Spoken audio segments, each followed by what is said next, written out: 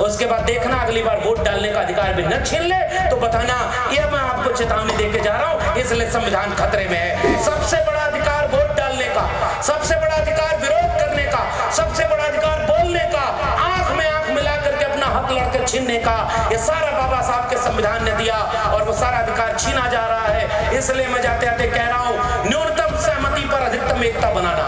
आज अगर डॉक्टर अंबेडकर होते तो क्या उन दंगाइयों के साथ खड़े होते? जरा जोर से बताना। अरे भाई, इसमें भी कोई लाग लपेट है क्या कि गठबंधन कर लेता कि हम मुख्यमंत्री रहती, कुर्सी हमारे ही पास रहा? ऐसा करते क्या? आज अगर जगदेव बाबू होते तो क्या दंगाइयों के साथ खड़े होते क्या? आज अगर महामना रामस्वरूप वर्मा होते, आज अगर डॉक्टर राम मनोहर लोहिया होते, आज कर्पूरी ठाकुर होते तो बताओ इन दंगाइयों के साथ खड़े होते? पुलिस की व्यवस्था बनी, न्यायपालिका बनी, जज बने, वकील बने, ये तमाम काम किसने रास्ता खोला? संविधान ने खोला कि नहीं खोला? उसके पहले तो था क्या? उसके पहले वही राजा ने जो कह दिया, राजा बोला रात है, मंत्री बोला रात है, प्रजा बोली रात है, सुबह सुबह की बात है। खटिया में जो लकड़ी लगी है उसको बनाने वाला बढ़ई उस खटिया पर नहीं बैठ सकता था। उसमें जो धागा है जिससे खटिया बुनी गई है उसको बनाने वाला भी उस खटिया पर नहीं बैठ सकता था। जो सामंत शाही था, बनाने के बाद खटिया जिसको दे दी गई, बेगारी में गई तो कुछ नहीं मिला महंताना, लेकिन खटिया जिसकी थी उसने कभी खटिया पर उनको बैठने नहीं दिया। फिर हजारों साल उस खटिया के बराबरी का संघर्ष हुआ। एक तारीख आई 26 नवंबर 1949, इस देश में भारत का संविधान लागू हुआ। उसने कहा कि अब इस देश में कोई खटिया ऐसी नहीं रहेगी जिस पर जाति देख करके कोई बैठने नहीं देगा। अब बैठेंगे तो सारे बराबर में बैठेंगे। उस किताब का नाम है भारत का संविधान। आहिर गड़ेरिया कुर्मी चोर धर सारे का टंगरी तोड़। समझ गए? ये बताओ, इस कहावत में सम्मान है कि अपमान है? जोर से बोलो भाई। सम्मान है।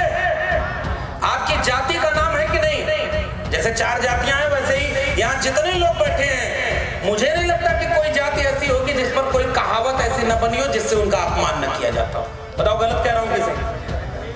पुरखे इस बात को झेलते और बर्दाश्त करते रह गए। बताओ गलत कह रहा हूं कि सही कह रहा हूं?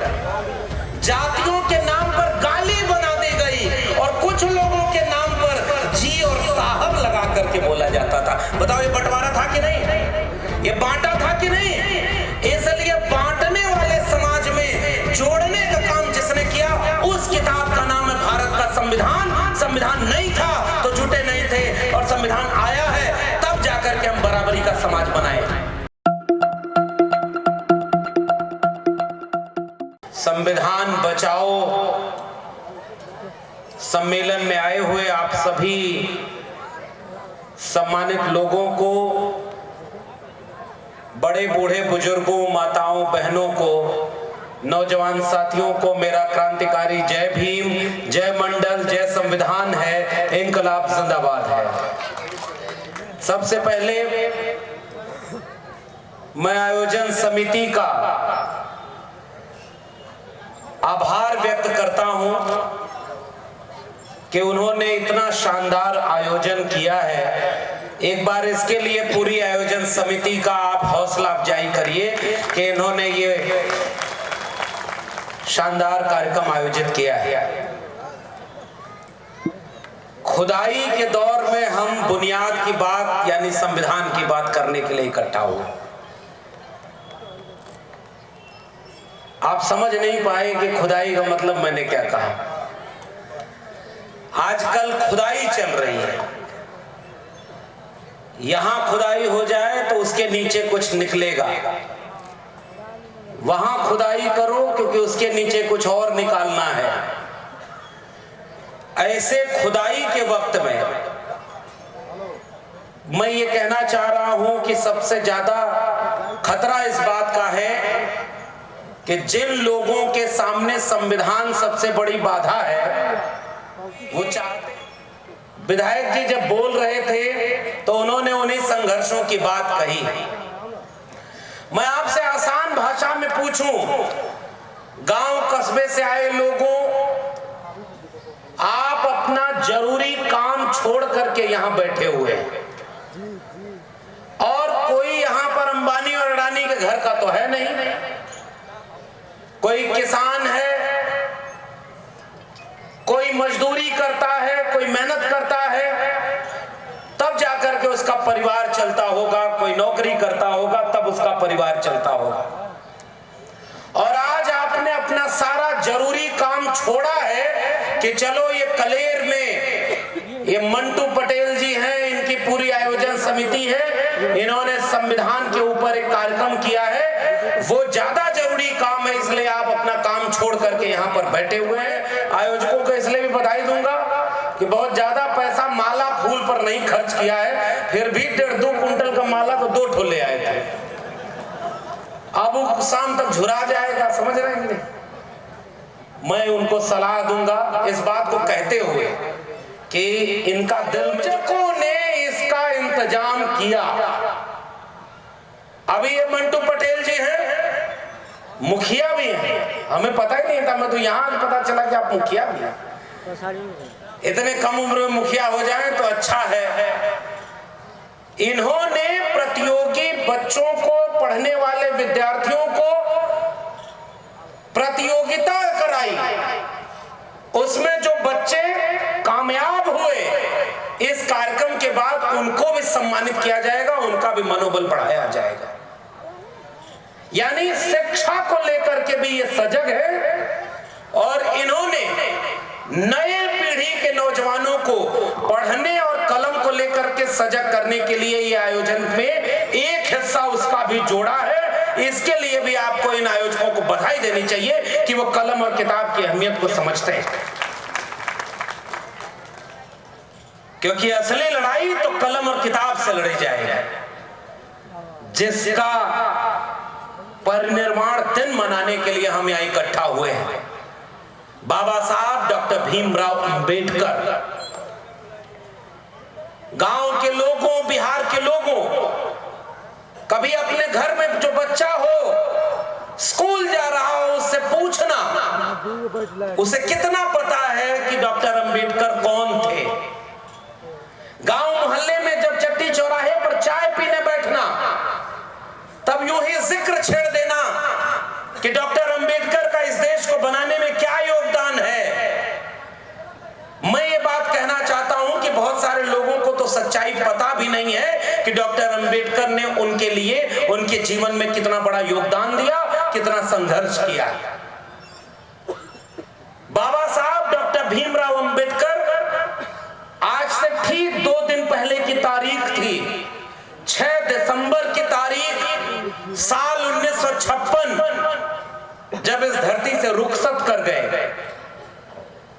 वो दिन और उस दिन को याद करते हुए ये सम्मेलन हो रहा है। मुझे याद है कि जब बिहार पटना में एक बार आया था, लालटन जी बैठे हैं, इनकी प्रेरणा कोचिंग और जिक्र आया है, तो मैं ये बात भी कहना चाहता हूं क्योंकि गांव-गांव ये बात हमारे लोगों की जाए। अगर मंटू पटेल मेहनत कर रहे हैं, इनकी पूरी टीम, ये संजीव जी पूरी टीम मेहनत कर रही है, तो जरा गांव-गांव इसका प्रचार करना किसकी जिम्मेदारी है? हमारी, आपकी जिम्मेदारी नहीं है। कोई अगर शिक्षा के लिए, विद्यार्थियों के लिए परीक्षा करा रहा है कि उनका मनोबल बढ़े, कि विद्यार्थी शिक्षा को लेकर जागरूक हो, तो कम से कम आप वो ना उनका मदद नहीं कर सकते तो कम से कम उनके काम का तो प्रचार करो कि भाई एक लोग ऐसे संस्थानों में काम कर रहे हैं। वैसे ही एक संस्थान प्रेरणा कोचिंग का है, पटना में है। उन्होंने क्या किया, पता चला कि अपने परिवार के लिए तो बहुत कुछ कर लिया, जगह जमीन खरीद ली, महंगी गाड़ियां खरीद ली, 4 कट्ठा जमीन यहाँ, 5 कट्ठा वहां खरीद लिया, 4-5 पीढ़ी बैठ के खाएगी। उसका समाज के लिए कोई योगदान मैं नहीं मानता, लेकिन ये प्रेरणा कोचिंग संस्थान वालों को पहचानिएगा। थोड़ा भी सक्षम जितने लोग थे वो इकट्ठा हुए, एक कोचिंग खोली कि गरीब, कमजोर, दलित, पिछड़ा, किसान, मजदूर का बच्चा अगर IAS PCS की तैयारी करता है और उसके पास जेब में पैसा नहीं है, तो हम मुफ्त में उनको कोचिंग देंगे ताकि वो DM और SP बने और इस देश का, समाज को चलाने का काम करे। बताओ, ये बड़ा काम है।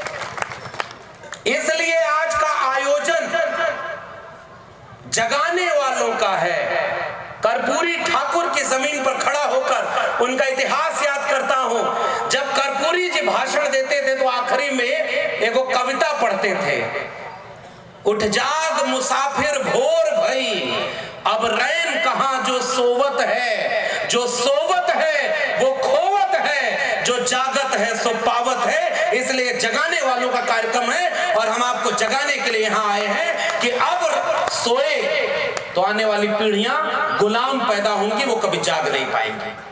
और क्यों मैं ये बात कह रहा हूं? क्योंकि जिसने जगाया, सैकड़ों हजारों साल का संघर्ष करके, कुर्बानी दे करके, जिन पीढ़ियों को जगाने के लिए जो लोग कुर्बान हो गए, हमारे और आपके सामने उन कुर्बानियों से जो हासिल था वो हमारी आंखों के सामने बर्बाद किया जा रहा है।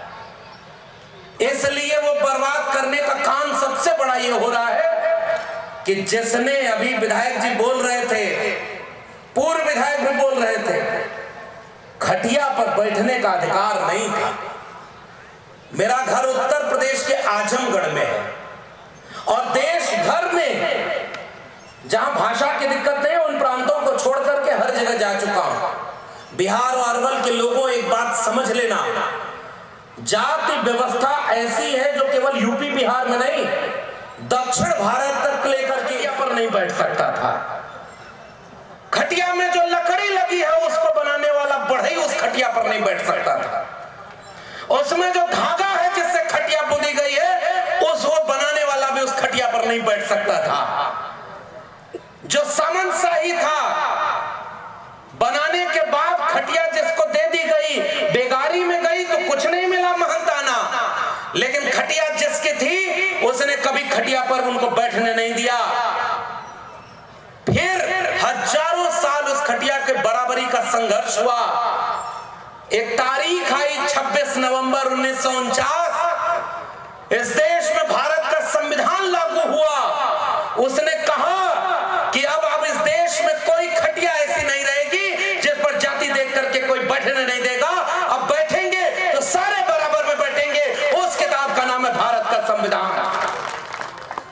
रास्ता तो दे दिया उस संविधान ने, लेकिन ये बात कहकर के बाबा साहब डॉक्टर अंबेडकर 25 नवंबर 1949 को चेतावनी दे गए, भारत के लोगों, संविधान कितना भी अच्छा क्यों ना हो, अगर उसे लागू करने वाले लोग अच्छे नहीं हुए तो वो कागज का पुलिंदा मात्र बनकर रह जाएगा। अब 2024 के लोगों, जरा हाथ उठाकर कहो कि जिनको संविधान चलाने के लिए, देश चलाने के लिए आपने दिल्ली की कुर्सी पर बैठाया, क्या वो संविधान के हिसाब से सरकार और देश चला रहे हैं क्या? जोर से बोलो भाई, संविधान के हिसाब से देश चल रहा है क्या? संविधान बचा हुआ है क्या? अब इसलिए संविधान खतरे में है कि नहीं, ये मैं सवाल आपसे पूछना चाहता हूं। ये गांव के लोगों, जरा इसको आसान भाषा में समझो। संविधान नहीं था तो जैसे खटिया पर बैठ नहीं सकते थे, संविधान नहीं था तो वोट नहीं डाल सकते थे। प्रजा की तरह थे भाई। ये जमींदार का खेत, ये सामंती का खेत है, जाओ उस खेत में तुम मजदूरी करो, दिन भर मजदूरी करो। अगर जमींदार के दिल में कुछ दर्द उठा तो तुमको 2 वक्त का खाना दे देगा, अगर नहीं मन किया तो वो भी नहीं देगा। और दिन भर दूसरे के खेत में मजदूरी करो, अनाज पैदा करो, और दूसरा भीख दे दे तो पेट भर के जिंदा रहो, ताकि अगली सुबह फिर मजदूरी करके न चले जाओ। घर में कोई बेटा बेटी पैदा हो उसको भी बेगारी करने के लिए लगा दो। संविधान आया तो उसने कहा जो जमीन को जोते बोए वो जमीन का मालिक होए, और जो जमीन सरकारी है वो जमीन हमारी है। ये रास्ता खोलने का काम भारत के संविधान ने किया। बताओ आज कोई बेगारी करा सकता है क्या आपके खेत में बुला करके? जरा बोलो अरवल के लोगों जोर से, बेगारी करा सकता है? अगर आज कोई कहे कि चलो दिन भर मेरे खेत में धान काटना है और वहां खुदाई करके वहां पर गेहूं बोने की तैयारी करना है और तुमको 2 वक्त का खाना दे देंगे, बताओ जाओगे? जो बहुत बेबस और लाचार होगा, हो सकता है वो चला जाए। जो थोड़ा भी सक्षम होगा वो कहेगा कि गांव में अहिर गड़ेरिया कुर्मी चोर धर सारे का टंगरी तोर। समझ गए? ये बताओ इस कहावत में सम्मान है कि अपमान है? जोर से बोलो भाई, सम्मान है। आपकी जाति का नाम है कि नहीं? जैसे 4 जातियां हैं वैसे ही यहाँ जितने लोग बैठे हैं, मुझे नहीं लगता कि कोई जाति ऐसी होगी जिस पर कोई कहावत ऐसी न बनी हो जिससे उनका अपमान न किया जाता हो। बताओ गलत कह रहा हूं किसे? कौन सामने पड़ जाए तो जतरा बिगड़ जाता था, नाम लेके बताए? बताओ भाई, अब गंभीर बात होनी चाहिए इस मंच से कि नहीं? ये बताओ गांव के लोगों, जाति देख करके कहा जाता था कि नहीं कि फला जाति का आदमी अगर सामने पड़ जाए तो जतरा बिगड़ जाएगा, कोई भी काम करने जाओगे बिगड़ जाएगा। किसकी जाति थी? कमेरा लोगों की। और अपमान करने के लिए गाली बनाती। किसी जाति को कहा कि 12 बजे के बाद बुद्धि खुलती है। कौन बताया ये बात? पुरखे इस बात को झेलते और बर्दाश्त करते रह गए। बताओ गलत कह रहा हूं कि सही कह रहा हूं? जातियों के नाम पर गाली बना दी गई और कुछ लोगों के नाम पर जी और साहब लगा करके बोला जाता था। बताओ ये बंटवारा था कि नहीं? ये बांटा था कि नहीं?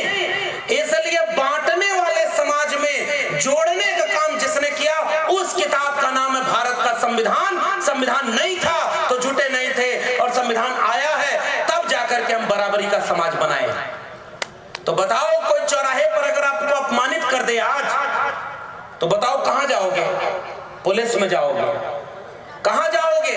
कोर्ट मुकदमा करने चले जाओगे कि फला आदमी ने हमें गाली दी, हमें मारा, हमारी जमीन हड़प ली, हमारे अपमान किया। तो बताओ, उसको बनाने का काम, बचाने का, सम्मान बचाने का काम किसने किया? ये जो पुलिस की व्यवस्था बनी, न्यायपालिका बनी, जज बने, वकील बने, ये तमाम काम किसने रास्ता खोला? संविधान ने खोला कि नहीं खोला? उसके पहले कोई था क्या? उसके पहले वही राजा ने जो कह दिया, राजा बोला रात है, मंत्री बोला रात है, प्रजा बोली रात है, सुबह सुबह की बात है। ये सरकार चलती थी जब संविधान नहीं था। तो जिसकी लाठी उसकी सरकार, जिसके पास ताकत उसकी सरकार। बताओ गांव वालों, ये बात आप जानते हो कि नहीं कि आपके पुरखों ने लड़ाई लड़ी, तब जाकर के ये सम्मान मिला कि आज हिम्मत नहीं है। आज से 25 साल पहले, बहुत पीछे नहीं जाऊंगा, 25-30 साल पहले बिहार के इस इलाके में क्या इतना बड़ा कार्यक्रम ऐसे चौराहे पर लाउड स्पीकर लगा के हो सकता था क्या? पुराने लोग बैठे हैं और संघर्ष करने वाले लोग बैठे हैं, ये माले के लोग बैठे हुए हैं, तमाम और पार्टियों और समाज के लोग बैठे होंगे, राजनीतिक दलों के लोग बैठे होंगे। सबको पता है बिहार को हम देश में किस लिए जानते थे? बुद्ध के लिए नहीं जानते थे, जबकि जानना चाहिए था कि ये लोकतंत्र की जननी वाला राज्य है, मगध साम्राज्य का राज्य है, गणतंत्र को पैदा करने वाला राज्य है, तथागत बुद्ध को पैदा करने वाला राज्य है, जिस मिट्टी की मैं देश नहीं झुकने दूंगा। याद है कि नहीं? याद है ना? जादूगर आया था, जादू दिखाया था, और आपके वोट से जब दिल्ली की कुर्सी पर बैठ गया तो जादूगर ने क्या जादू दिखाया? बैंक पहले बिका, रेल बिक गई, एरोप्लेन का, हवाई चप्पल वालों को बोला था हवाई जहाज में उड़ाएंगे, बोला था कि नहीं? जोर से बोले, बोला था। आज जाके देखो हवाई जहाज बेच दिया, और जब हवाई चप्पल वाला नीचे देखा तो हवाई चप्पल भी बिक गया है। बताओ आप, सही है कि नहीं? ये जितने सरकारी कर्मचारी, कुछ लोग आए होंगे मेरे गांव में 15-20 साल पहले, 15-20 लोग सरकारी नौकरी में थे, कोई धर्म कर्म के काम में नहीं जाता था, सबके दिल में भगवान होते थे, घर में भगवान होते थे। आज 15-20 साल बाद सरकारी नौकरी वाले रिटायर हो गए, नई सरकारी नौकरी किसी को मिली नहीं, और नया नया दुकान खोल करके रोज धर्म के नाम पर चंदा देने वाला भी उसमें चंदा दे देता है, और सारे नौजवान दो चीज में लत में चूर हैं। अगर बिहार में भी वो बीमारी हो तो बताना, मैं देश भर में घूम रहा हूं। जैसे ही शाम हुई वैसे ही, हालांकि बिहार में अभी बैन है, देखिए मंच में बोल रहे तब भी आसानी से मिल जाता है, मिल जाता, होम डिलीवरी है क्या? अब मैं नहीं जानता भाई, देखिए ये पता चला इसी के ऊपर अगर कोई परिवार एक मुकदमा या एक हॉस्पिटल का चक्कर लग जाए तो पूरा परिवार बर्बाद हो जाता है। हमारे लोगों का पीढ़ी दर पीढ़ी बर्बाद होने के लिए तैयार बैठी है। बताओ गलत कह रहा हूं सही कह रहा हूं? और ऐसे वक्त में आपके समाज में कितने तरह के खतरे हैं। आपके बच्चों को जिसको रोजगार देना था, उस उसने रोजगार नहीं दिया और एक एक करके सारी चीजें प्राइवेट हाथों में बेच दिया। प्राइवेट वाला क्या करेगा? जो काम 10,000 रुपए में है, दूसरा बेरोजगार वहां खड़ा होगा, हम क्या 8,000 दे दिया, हम कर लेगा। तीसरा बेरोजगार आएगा, कहेगा हम 6,000 में कर लेंगे। चौथा आएगा, कहेगा कि हम 4,000 में कर लेंगे। बताओ, पैक कम हो जाएगा, दाम मिलेगा नहीं मिलेगा? कुछ लोग और जाएंगे, वो कहेंगे हम तो मुफ्त में कर दे, हमके दोनों बेला खाना दे दिया। इसलिए 80 करोड़ लोगों को 5 किलो अनाज दोनों बेला के लिए मुफ्त में दे दिया गया। तो 80 करोड़ लोगों का पेट भर जाएगा तो उसके बाद क्या करेंगे? वो आपकी जिम्मे छोड़ दिया गया। हमारे लोग बेबस और लाचार नजर आते हैं। गांव में जाके घूम लो, चेहरे पे उदासी है, मायूसी है। और जिसको नौकरी लग गई वो अपने समाज से कट जाता है, शहर में पहले मकान बनवाता है, गाड़ी लेता है और समाज को छोड़ देता है। वैसे वक्त में बताओ आपको बचाने कौन आएगा? आया होगा कभी कोई आपका पुरखा तथागत बुद्ध बन करके, आया होगा कोई कभी कबीर बन करके ये समझाने कि काकर पाथर जोड़ के मस्जिद लई चनाए, ताचड़ मुल्ला बाग दे क्या बहरा हुआ खुदाए। तो पाथर पूजे हर मिले तो मैं पूजूं पहाड़, ताते ये चाकी भली पीस खाए संसार। अरे दोन राह न पाई, हिंदुन की हिंदुआई देखी, तुर्कन की तुर्काई, अरे दोन राह न पाई। आया होगा कोई कभी बिहार तैयार है क्या? जोर से बोलो आप। इस तैयारी से आप संविधान बचा लोगे? अब यही जरा सोच के जाना। ये गांव-गांव एक ऐसे सम्मेलन होने चाहिए कि नहीं होने चाहिए? जिस संविधान ने खटिया पर बैठने का अधिकार दिया, जिस संविधान ने वोट डालकर अपना राजा चुनने का अधिकार दिया, जिस संविधान ने हाथ में कलम और किताब पकड़ने का अधिकार दिया, जिस संविधान ने मुख्य सड़क पर चलने का स्वाभिमान दिया, आज आपके सामने कुछ लोग वहां कहते हैं कि हमको 400 सीट चाहिए ताकि संविधान बदलना है। और जैसे चुनाव खत्म होता है आप भी भूल जाते हो और आप कहते हो कि संविधानवा बची तो सबके बदे बची, ना बची तो हमारा बदे ना बची। बताओ गलत कह रहा हूं कि नहीं? सब चाहते हैं कि भगत सिंह पैदा हो, लेकिन हमारे घर में न पड़ोसी घर में पैदा हो। सब लोग लक्ष्मण यादव तरह काहे क्रांतिकारी बने, नौकरी चल जाए तो जीएल कैसे जाए? बताओ सही बात है कि नहीं? कोई नौकरी बचा रहा है, कोई पद बचा रहा है, कोई जमीन बचा रहा है, कोई घर बचा रहा है। कौन देश बचाएगा? जरा ये सोच के बताओ। अब कौन नाखून कटा के क्रांति नहीं होती? ये बताओ। ये अरावल की जमीन है और अरवल में गांव के गांव फूंक दिए जाते थे और पूरे गांव में नरसंहार होता था। अगर उसे रोकने के लिए कोई कुर्बानी देने खड़ा नहीं होता तो बताओ आज भी तो वो भी कुर्बान हो जाते अपने परिवार के ऊपर। लेकिन बाबू जगदेव प्रसाद होने का मतलब क्या है बिहार के लोगों और नौजवानों? आप भूल गए हो, मैं आपको याद दिलाने आया। इसी समाजवादी देश के लोगों ने लड़ाई लड़ी कि संसोपा ने बांधी गांठ, पिछड़ा पावे 100 में 60। कहां वो लड़ाई? और बताओ पिछड़े समाज से, अति पिछड़े समाज के जितने लोग आए हो, आज 2024 में एक संस्थान बता दो जिसमें प्रोफेसर, डॉक्टर, इंजीनियर, वकील, जज, कहां हैं आपके लोग? हमारे लोग वही हॉस्पिटल में लाइन लगाए हैं बीमार बन करके। हमारे लोग किसी फैक्ट्री में मजदूरी करने के लिए गए हुए हैं। हमारे लोग अशिक्षित हैं, उनको शिक्षा नहीं मिली, इसलिए घरों में बैठकर केवल दोनों वक्त की रोटी का जुगाड़ करने के लिए महदूद कर दिए गए हैं। और उनके लोग जिनकी आबादी 5% भी नहीं, उनकी हिस्सेदारी 50%, 60%, 90%। बिहार में खड़ा हूं तो कम से कम बिहार वालों को एक बार की बधाई दूंगा कि ये बिहार है जिसने आजादी के बाद पहली बार जाति जनगणना कराई और बताया कि जिसकी जितनी संख्या भारी उसकी उतनी हिस्सेदारी, आरक्षण की सीमा को बढ़ा करके 65% करने का काम किया। इसके लिए मैं बिहार के उन लोगों को बधाई देता हूं, गठबंधन वालों। और गठबंधन का सरकार चली रही थी तब तक किसी को नींद आई और वो पलट गया, और जब पलट गया तो सरकार बदल गई। अच्छे लोग हैं, मैं नाम किसी का नहीं लूंगा, मैं क्योंकि ये बात जानता हूं, हमारे अपने समाजवादी परिवार से निकले हुए लोग हैं, बड़े नेता हैं, लंबे समय तक राज किया है।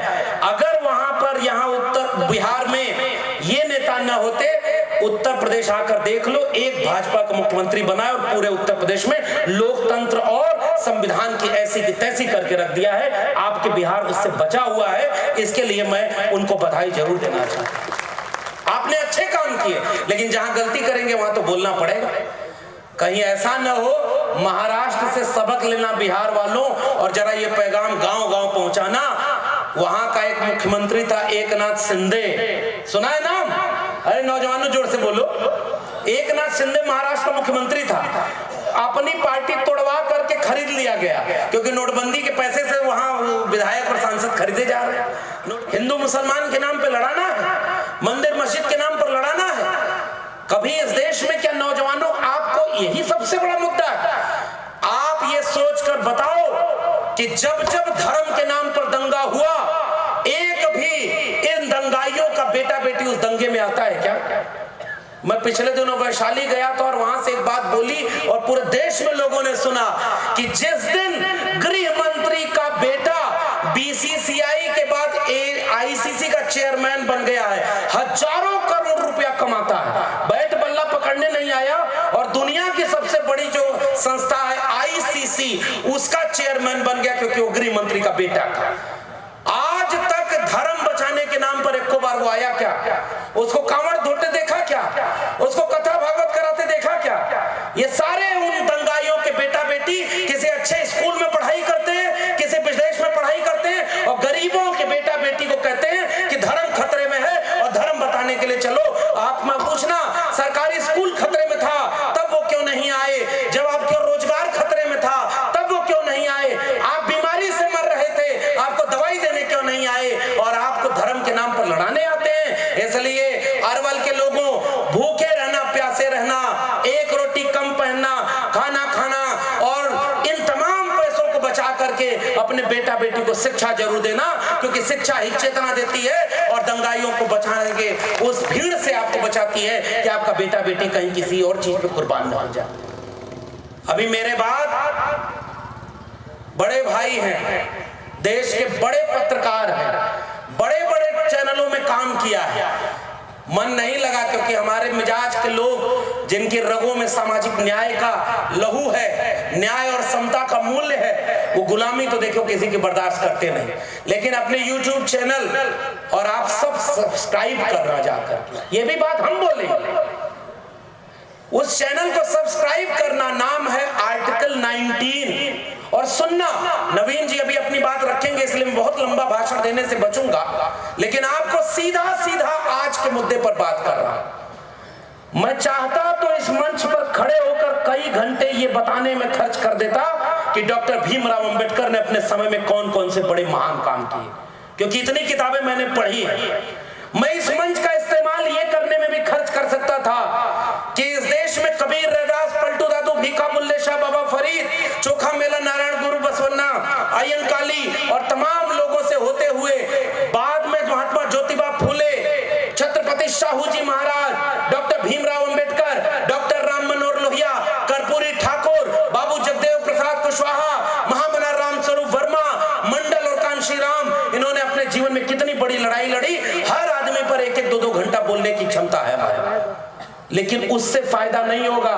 उसके लिए किताब पढ़ना। आज आधे घंटे 45 मिनट में केवल ये बताने आया हूं, आज ये लोग होते तो वो कौन सी लड़ाई लड़ रहे होते। आज अगर डॉक्टर अंबेडकर होते तो क्या उन दंगाइयों के साथ खड़े होते? जरा जोर से बताना, जोर से बताओ। अरे भाई, इसमें भी कोई लाग लपेट है क्या कि गठबंधन कर लेता कि हम मुख्यमंत्री रहती, कुर्सी हमारे ही पास रहा? ऐसा करते क्या? आज अगर जगदेव बाबू होते तो क्या दंगाइयों के साथ खड़े होते क्या?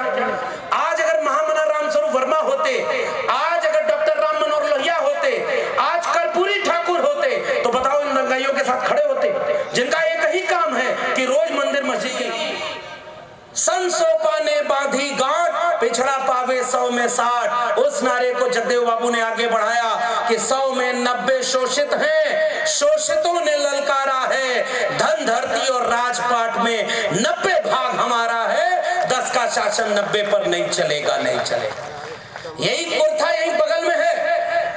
किसानों, मजदूरों और वंचितों 90% की बात करते हुए जगदेव बाबू शहीद हो गए, और शहीद होने के बाद साजिश करके गोली मारा, और उसके बाद कितना बड़ा अपमान किया था मैं मंच से कहना नहीं चाहता। लेकिन गांव गांव जाकर जरा इन नौजवानों को बताना, पुराने लोगों, कि जगदेव बाबू के ऊपर पेशाब करने वाले वो लोग कौन थे और क्यों किया था। क्योंकि 90% कमेरा लोगों को जगाने का काम जगदेव बाबू करते थे, इसलिए प्रतीक रूप में आपके लोगों को अपमानित किया। कर्पूरी ठाकुर मुख्यमंत्री संभव नहीं होता अगर इस देश में भारत का संविधान और मंडल कमीशन लागू नहीं होता। इसकी वजह से हम यहाँ खड़े हैं और जिन्होंने उसको लागू किया उन लोगों को अपमानित किया। बताओ ये नारे भूल गए क्या? और आज अगर ये लड़ाई नहीं लड़ पाए, 90% लोग जब वोट डालने जाते हैं तो सब बढ़ जाते हैं। पिछड़े का नेता ये, अति पिछड़े का नेता ये, दलित का नेता ये, मुसलमान का नेता ये, तो किसी का नेता कहीं नहीं है। और जो सबका नेता बनकर के आए कि कहा था सबका साथ, सबका विकास, सबका प्रयास, सबका भरोसा, वो जहां दिल्ली में राज कर रहा है और हमारे लोग जिसकी आबादी 90% बताते हैं उनका कहीं राज ही नहीं है, और अगर राज है तो उनके मुताबिक नहीं है। इसलिए मैं आपसे गुजारिश करने आया हूं। बोला कि गंगा में आग इसलिए लगी है क्योंकि एक शूद्र मुख्यमंत्री की कुर्सी पर बैठ गया, ये अपमान किया। तब बिंदेश्वरी प्रसाद मंडल खड़े होकर बोले कि देखो गंगा में आग तो तेल रिसने से लगी है, लेकिन एक शूद्र को यहाँ बैठने से तुम्हारे सीने में जो आग लगी है अभी इसे मुझे और लगाना है, ताकि 90% कमेरा लोगों को जब तक राजपाट में हिस्सेदारी नहीं दिला देता तब तक मैं चैन से नहीं बैठूंगा। और उस किताब का नाम है मंडल कमीशन। बाबा साहब अंबेडकर, डॉक्टर राम मनोहर लोहिया दोनों मिलकर के काम करना चाह रहे थे। अब मैं बहुत वक्त नहीं लूंगा, नवीन आप बोलने वाले हैं और आप लोग भी बहुत देर से बैठे होंगे, लेकिन मैं आपसे गुजारिश करके जा रहा हूं। डॉक्टर राम मनोहर लोहिया समाजवादी नेता थे, बाबा साहब अंबेडकर अंबेडकरवादी विचार, सामाजिक न्याय के विचार के थे। कई जगहों पर दोनों लोगों की राय एक नहीं थी, दोनों अलग अलग सोच रखते थे, लेकिन आखिरी दिनों में डॉक्टर भीमराव अंबेडकर और डॉक्टर राम मनोहर लोहिया मिलकर के काम करना चाहते थे। बताओ पुराने लोगों सही है कि नहीं? और हम लोगों में इतना मतभेद हो जाता है कि हम एक जगह कुर्सी पर बैठ नहीं पाते। हमारे लोग आज कहां पर वोट दे रहे हैं? इशारे में पूछूं, बिहार वालों नाराज तो नहीं होंगे? कर्पूरी ठाकुर जी का समाज किसको वोट दे रहा है आज? जगदेव बाबू का समाज किसको वोट दे रहा है? समझदार को इशारा काफी, और हर समाज में ये दिक्कत हो गई। इसलिए मैं केवल एक बात कहने आया हूं, अधिकतम सहमति पर नहीं, न्यूनतम सहमति पर आओ, एकजुट हो जाते हैं। न्यूनतम सहमति पर 10 में 5 बातें हमारी अलग अलग है, हमारा झगड़ा होगा। हमारे थे यहाँ तो हमें ये सुबोध जी हैं, ये अरवल के, इन लोगों ने कहानी सुनाई कि आपके ही आसपास कहीं झगड़ा हो गया और कुल्हाड़ी चल गई, है ना? आसपास कहीं हुआ और पता चला कि सब इधर ही के हैं। तो जहां अगर चेतना नहीं होगी तो कोई तो अपराध में फंस जाएगा। हमारे लोग ही हमारे लोगों के सामने अपराध में कहीं न कहीं इन्वॉल्व हो जाते हैं। तो जरा ओबीसी समाज के लोगों से मैं कहने आया हूं, आपकी अगर संख्या ज्यादा है तो जिम्मेदारी भी ज्यादा है। इस मंच पर अगली बार जब लगाना मंच, तो ये जितने अहिर, कुर्मी, कोयरी और तमाम जातियों के ताकतवर लोग हैं, हम पीछे या नीचे बैठेंगे। इस मंच पर अति पिछड़े समाज के और दलित समाज के लोगों को, जिनकी संख्या कम है, उनको यहाँ मंच पर बिठाइए। भाई को भाई के कंधे पर लगा करके आगे बढ़ाइए। अपने 2 कदम पीछे होना हो तो 2 कदम पीछे हो लीजिए। ये मैं निवेदन करने आपसे आया हूं। मेरी जितनी उम्र नहीं होगी उतनी उम्र संघर्षों में खपा देने वाले पुराने लोग बैठे हुए हैं, लेकिन निवेदन करके जा रहा हूं, हमारी नाक लंबी हो गई और दिल छोटा हो गया। इसलिए कहते तो हैं कि 90% है, लेकिन कहां है साहब? अभी वोट पड़ने आ जाए 90% या 9% एक जगह भी नहीं होंगी, और जिनकी आबादी कहीं नहीं है पूरे देश पर राज कर रहे हैं। 2025 आने वाला, ये आखिरी बात कह के जा रहा हूं, उनका संगठन 100 साल पूरा करेगा। नागपुर का आरएसएस का संगठन है। धर्म के नाम पर पूरे देश में जो चाहा वो करा ले गया। मंडल आंदोलन आया तो मंडल के विरोध में कमंडल लेकर के निकल गया, मंडल के विरोध में मंदिर लेकर के निकल गया। आज बताओ कामयाब मंडल हुआ कि कमंडल हुआ? मंथन करने का वक्त है कि नहीं है? और आज हमारे लोग, हमारे बुद्धिजीवी जो कल तक मंडल की बात करते थे, वो आज उन्हीं दंगाइयों के साथ खड़े हो गए। मैं कहना चाहता हूं, लड़ाई में भाई भतीजावाद, परिवार के रिश्ते बड़े नहीं होते, विचारधारा का रिश्ता बड़ा होता है। आपकी जाति का व्यक्ति भी अगर दंगाइयों के साथ खड़ा हो जाए तो जाति मत देखना, विचारधारा के साथ देखना। तब यहाँ पर एक तस्वीर लगी है, बीपी सिंह की तस्वीर लगी है। वो तो राजपूत समाज से आते थे, वो तो ओबीसी भी नहीं थे, और मंडल लागू करके उन्होंने देश के व्याकरण बदल दिया राजनीति का। तो विचारधारा का कौन हुआ आपका अपना? जो दंगाइयों के साथ गया वो हुआ, या जो विचारधारा में आपके साथ खड़ा है वो है? इसलिए पहचानने का वक्त है। मैंने बहुत सारी बातें कही, लेकिन जाने हुए एक बात याद रखना, ये प्रोफेसर की डायरी मंगाई है मंटू पटेल जी ने। ये इनकी पूरी आयोजन समिति को मैं बहुत बधाई देता हूँ। और गांव के लोगों कथा भागवत अब हो जाए यही तो उधार मान के पैसा दे दिया कि इहो लोग बच जाए, परलोक को बच जाए, कहीं पाप आ गल तो ऐसे सामाजिक कार्यक्रम में आप 1 रुपया चंदा देने से बचते हैं। गलत कह रहा हूँ, सही कह रहा हूँ? लगत बाकी इनका खर्चा हो ही लगत है, नेतागिरी करक होकर इसलिए मदद नहीं करते।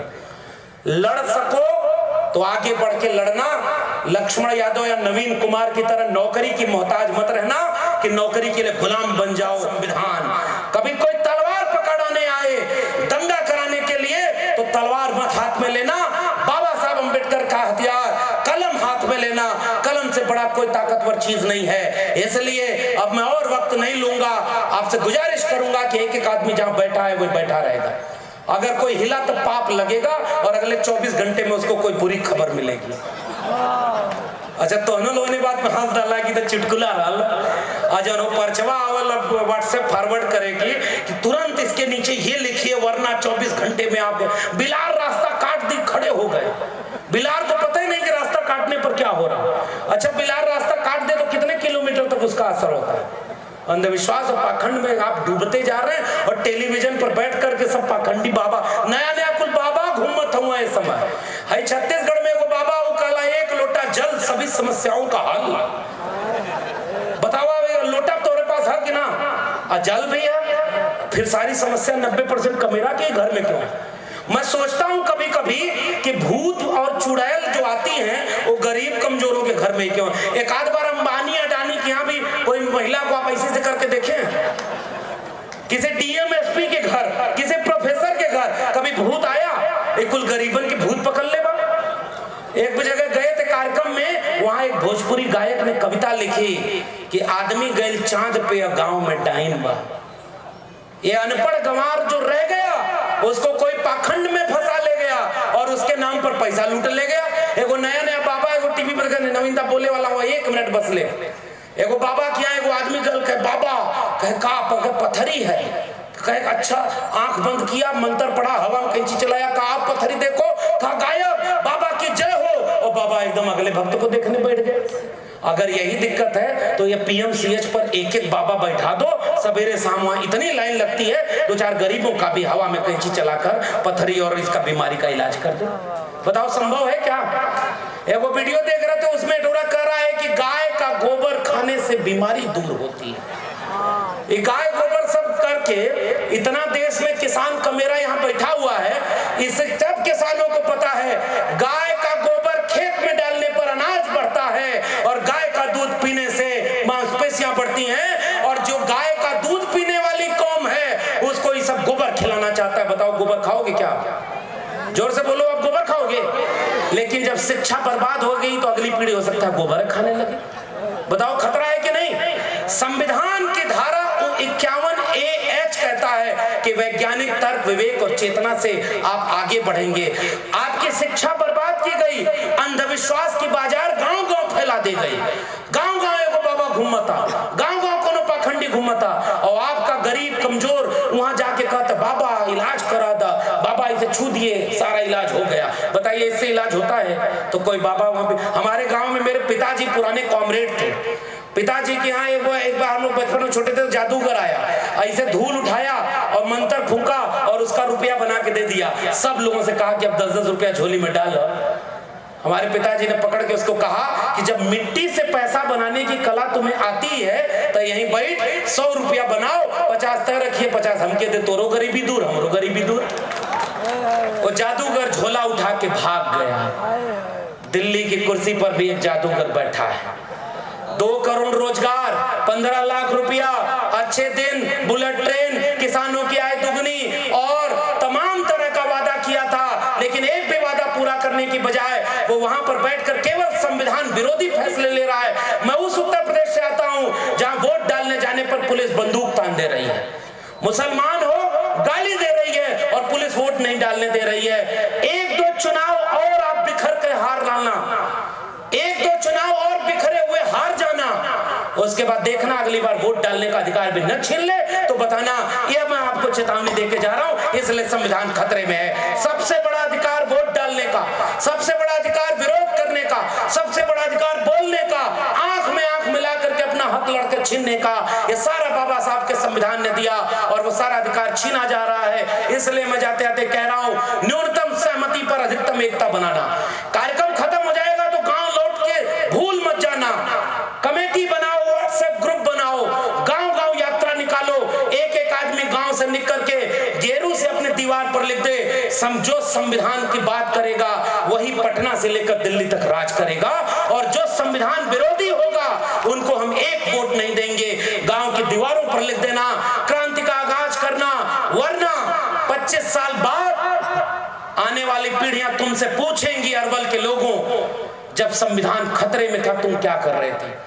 वोट का अधिकार लूटा जा रहा था, तुम क्या कर रहे थे? ईवीएम मशीन लगा दी, उसके बारे में आप क्या कर रहे थे? शिक्षा बर्बाद कर दी, महंगी कर दी, तब तुम क्या कर रहे थे? किसानों का किसानी बर्बाद कर दी, सरकारी नौकरी खत्म कर दी, प्राइवेट में पूंजीपतियों का गुलाम देश को बना दिया, तब तुम क्या कर रहे थे? मैं सीना तान के कहूंगा, अपनी नौकरी कुर्बान करके पूरे देश में अंबेडकरवादी समाजवादी लोगों को जागरूक कर रहा था कि जागो और एकजुट हो जाओ, और इसकी बात के लिए मैं आपके बीच में आया हूं।